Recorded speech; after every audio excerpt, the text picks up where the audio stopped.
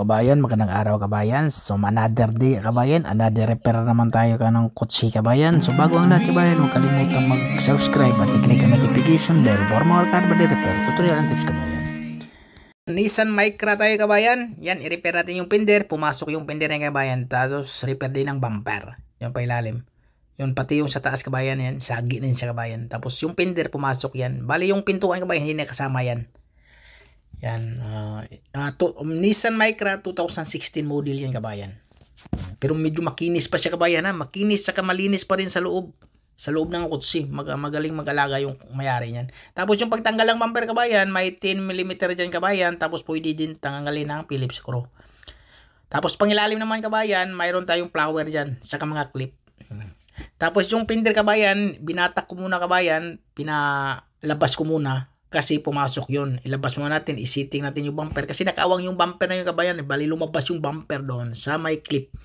Yan. Inayos ko muna. So naayos na. So hindi pa totally naayos yung kabayan. Yan. Binatak-batak pa yung kabayan. Tingnan mo kabayan. O, yun, di ba? O, hinila-hila ko pa yan. Para yung bumper na yan, paglagay ng retainer, magkiklip talaga siya ng maayos. Tapos hindi siya sa labas. Kasi yung bumper na yan, parang lumabas yung bumper eh. Dahil sa retainer na lumabas din. Yan, kailangan titingnan natin yung kabayan, makita natin yung alignment. Tapos saka na yun, nilihan na natin yan, okay na yan siya kabayan, bali magandang seating na yan siya. Yan.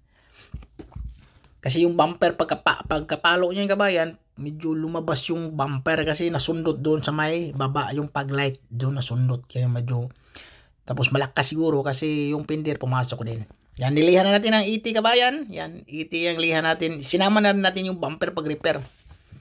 Kasi wala namang matamaan dyan. Yan, tapos masilya na tayo agad yan kabayan. Okay na yan. Kasi pag hindi natin masilyahan, lubog yung fender. So kailangan natin magmasilya.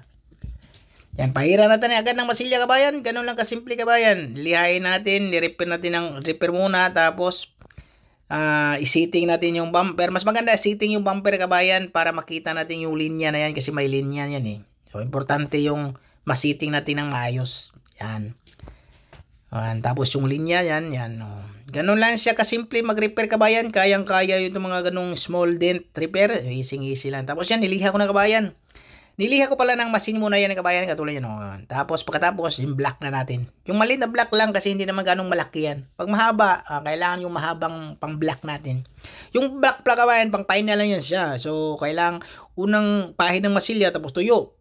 Tirahin mo muna ng 120 na machine para mas madali.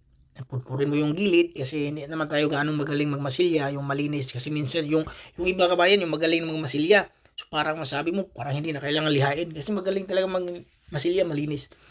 Tayo naman, hindi naman tayo gaano malinis eh.